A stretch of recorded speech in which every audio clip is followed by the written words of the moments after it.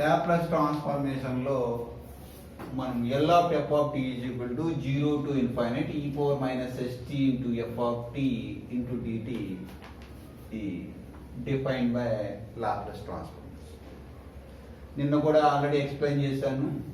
L of f of t అనేది ఇంటిగ్రేషన్లో ఒక function. ఇక్కడ ఈ f of t అనే దాన్ని ఎప్పుడు ఏదో ఒక ఫంక్షన్ మనం తీసుకుంటా ఉంటాం. ఆ ఫంక్షన్ తీసుకున్నప్పుడల్లా ఆ ఫంక్షన్ ఇక్కడ రిపీట్ అవుద్ది. దీన్ని సాల్వ్ చేస్తే ఒక దాంట్లోకి ట్రాన్స్ఫర్ అయిపోతుంది. సో నిన్న ఆల్రెడీ మనం ఒకటి డిస్కస్ చేసాం. F of T is equals to 1 అయితే కనుక L of 1 is equal to 1/s అని మనం ప్రూవ్ చేసాం. అలాగే F of T is equals to K అయితే F of T is equal to K అయిందనుకో, so L of K is equals to k/s అవుతా ఉంటుంది అని ప్రూవ్ చేసాం మనం ఆల్రెడీ. 1కి ప్రూవ్ చేసాము, 2కి 2/s అవుతుంది, 3కి 3/s అవుతుంది, kకి k/s అవుతుంది. ఇది ఫస్ట్ నిన్న మనం ప్రూవ్ చేసాం. ఇవాళ మనం ప్రూవ్ చేసేది ఏంటంటే F of T is equals to t⁻n అయితే ఈ లాప్లాస్ ట్రాన్స్ఫర్మేషన్ ఎలా ఉంటుంది? L of t⁻n is equals to integration 0 to infinite e power minus st as it is వస్తుంది. మన f of t⁻n కనుక ఈ ప్లేస్ లో t⁻n into dt వస్తుంది. ఇలా వచ్చిన తర్వాత దీన్ని జాగ్రత్తగా నేను లోకి ట్రాన్స్ఫర్ చేస్తాను. ఈ ఫంక్షన్ నేను ఎందులో ట్రాన్స్ఫర్ చేస్తాను? e power minus st into t⁻n into dt ని ఒక p అనే ఒక సింగిల్ టర్మ్ లోకి కన్వర్ట్ చేసుకుంటాను. కన్వర్ట్ చేసుకోవడానికి నేను ఏం చేయాలంటే ఒక లాజిక్, ఇక్కడ మైనస్ st ఉంది కదా, p is equals to st తీసుకు, అంటే ఇక్కడ ఎంత వస్తుంది? ఇక్కడ st దగ్గర p వస్తుంది. ఇలా కన్వర్ట్ చేసుకోవడం వల్ల L of t⁻n ని మనం ఈజీగా అర్థం చేసుకోగలుగుతాం, ఈజీగా సాల్వ్ చేయగలుగుతాం. అందుకోసం సో నేను p అంటే st కింద డిఫైన్ చేస్తాను. s is a parameter. నేను చెప్పాను, నిన్న కూడా చెప్పాను, it is a parameter, it is a constant, keep in mind అని చెప్పాను. సో t అనేది మాత్రమే చేంజ్ అవుతుంది. f of t అంటే ఏంటి? Function of time. టైం బట్టి చేంజ్ అవుతూ ఉంటే దాన్ని f of t. సరే, ఫస్ట్ దీన్ని డిఫరెన్షియేట్ చేస్తాం. డిఫరెన్షియేట్ చేస్తే dp/dt differentiate with respect to t చేయడం వల్ల dp/dt is equals to s is a constant as it వస్తుంది. t కి విత్ రెస్పెక్ట్ టు t ను డెరివేటివ్, t యొక్క డెరివేటివ్ 1 చేసుకోవడం అవసరం. సరే, ఇప్పుడు నాకు dt కావాలి కనుక ఈ dt ని ఇక్కడికి దీని కిందకి తీసుకెళ్తాను. అంటే dp/s is equals to dt. ఇది ఇక్కడ తీసుకొచ్చాను, ఇక్కడ దీనికి తీసుకెళ్ళాను, ఎందుకంటే dt ని కూడా చేంజ్ చేయాలి కనుక. సరే, ఈ ఫంక్షన్ ని t లో ఉన్న ఈ ఫంక్షన్ ని నేను ఇప్పుడు ఎందులోకి వెళ్తున్నాను? p లోకి వెళ్తున్నాను. సరే, ఇప్పుడు మరి దీని ఇంటర్వెల్స్ ఉన్నాయి కదా, 0 to infinite ఉన్నాయి కదా. So lower boundary t value 0 అయినప్పుడు 0 into s 0 అంటే p tends to 0 కలుగుతుంది. ఇక్కడ అది కూడా రాస్తున్నాను. ఈ t tends to 0 అంటే t ఈక్వల్స్ టు 0 అయితే p is equals to s into t value 0 that is equal to 0. అలా కాకుండా అప్పర్ లిమిట్ ఏముంది మనకి? ఇన్ఫైనైట్ ఉంది. అంటే p is equal to s into infinite is equal to infinite. Infinite ఏదైనా నెంబర్తో మల్టిప్లై చేస్తే మళ్ళీ అది ఇన్ఫైనైట్లోకి వెళ్ళిపోతుంది. సో టోటల్గా మనకి అన్నీ తెలిసిపోయాను. ఇప్పుడు లోవర్ లిమిట్, అప్పర్ లిమిట్ అన్నీ చేంజ్ చేసేసి చేంజ్ చేసినప్పుడు ఇక్కడ ఇంకోటి ఒక స్టెప్ వేద్దాం ఈజీగా. సో L of t⁻n అంటే Laplace transformation of t⁻n is equals to 0 to infinite. దీన్ని లిమిట్స్ అవుతే చేంజ్ కాలేదు. e పవర్ మైనస్ st అంటే మైనస్ p అయింది, ఎందుకంటే st నేను p కింద డిఫైన్ చేసుకున్నాను కనుక. Next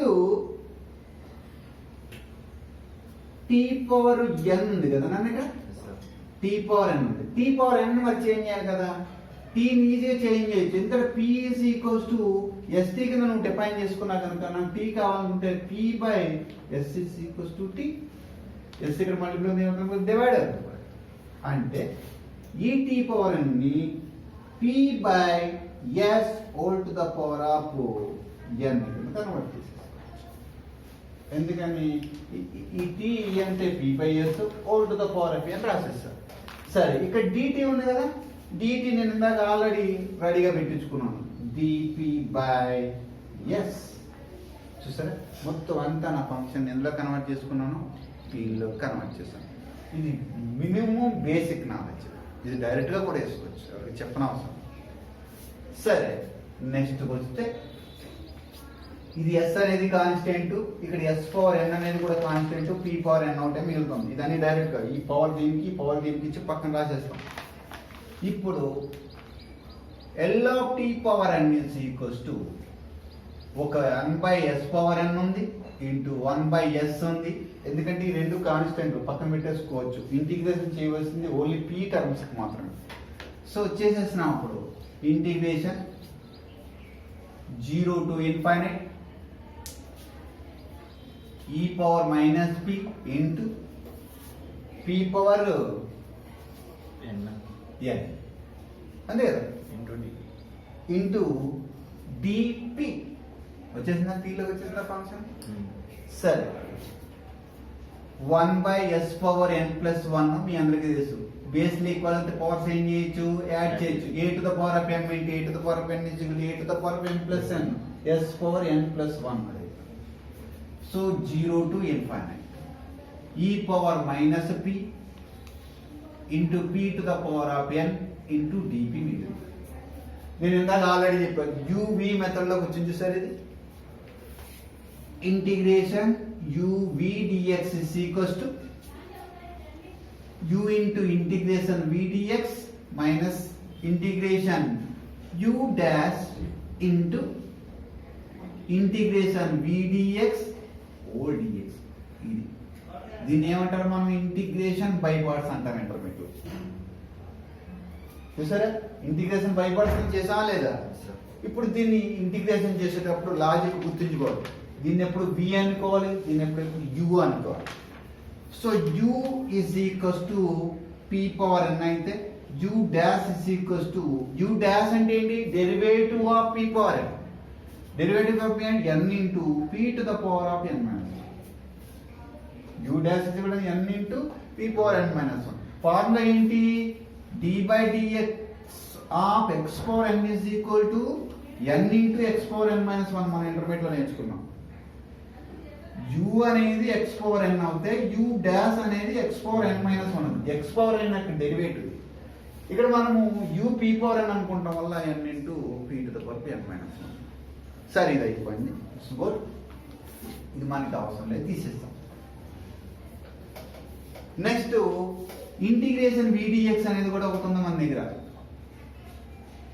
v is equals to e power minus p. ఇది మనం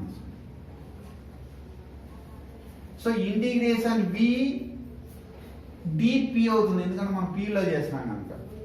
integration v value e power minus p into dp.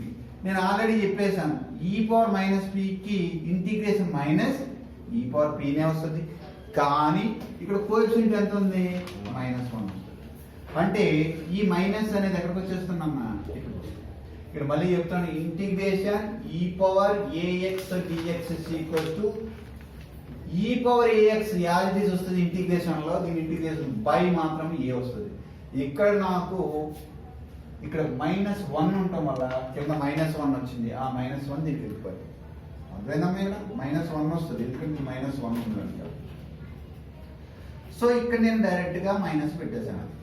అంటే నా దగ్గర u డాష్ ఉంది, ఇంటిగ్రేషన్ v dx ఉంది, u ఉంది కనుక ఈ ఫార్ములాలో సబ్స్టిట్యూట్ చేస్తాను.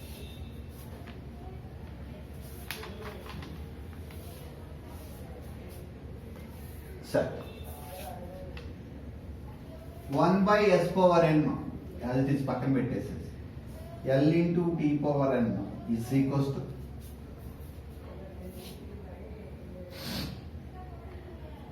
దీన్ని చేసినాం కరెక్ట్గా చూసుకోండి. 1/s ఎస్ పవర్ ఎన్ ప్లస్ 1 ఇది యాజ్ ఇట్ ఈజ్ రాసేసాను. ఇప్పుడు ఈ ఫార్ములా అప్లై చేస్తున్నాం. ఈ ఫార్ములా ఇలా ఉంది కనుక ఇలా అప్లై చేస్తున్నాం. కనబడిందమ్మా? యు ఇంటూ యు అంటే ఎంత? P power N into integration v dx. నేను రెడీగా పెట్టించాను ఇంటిగ్రేషన్ విడిఎక్స్. ఎంత వచ్చింది? మైనస్ ఈ పవర్ మైనస్ ఇక్కడ ఫ్లవర్ బ్రాకెట్ కూడా యూజ్ చేయాలి ఎందుకంటే ఇది బయట మైనస్. మళ్ళీ ఇప్పుడు ఇంటిగ్రేషన్ జూ dash is ready N into P power N minus 1. Integration v dx is ready. ఎంత ఉంది? Minus e power minus B into so minus e power minus into dp నువ్వు కరెక్ట్గా అబ్జర్వ్ చేస్తే మైనస్ ఆఫ్ మైనస్ ఏమవుతుంది ఇక్కడ? Plus plus అవుతుంది. సరే, ఇదే important. 1/s power n plus 1 flower bracket open చేశాను. ఇక్కడ ఇది మొత్తం ఇంటిగ్రేషన్ చేసేసాం కనుక ఫస్ట్ పార్ట్కి ఈ ఫస్ట్ పార్ట్ మొత్తం మనం ఇంటిగ్రేషన్ యూ ఇంటి ఇంటిగ్రేషన్ విడిఎక్స్ చేసాం కనుక దాని లిమిట్ 0 to ఇన్ఫినిటీ ఇచ్చేసుకోవాలి. ఇది చాలా ఇంపార్టెంట్. సరే, ఇక్కడ మీరు చాలా జాగ్రత్తగా అర్థం చేయండి. ఇది నేను రఫ్గా చేసి డైరెక్ట్ ట్రాన్స్ఫర్ చేస్తాను. ఫస్ట్ అప్పర్ లిమిట్ ఇస్తాను కదా. పీ ప్లేస్ ఎంత వస్తుంది? ఇప్పుడు alpha to the power of n వస్తుంది. పీ ప్లేస్ లో alpha to the power of n minus e whole to the power of minus infinity divided by ఎంత ఉంది? ఏం లేదు, డివైడెడ్ బై ఎంత? మైనస్ 0 ఇస్తాం. 0 to the power of n sorry infinite కాదు into minus e power 0 కదా. నువ్వు కరెక్ట్గా అబ్జర్వ్ చేయి.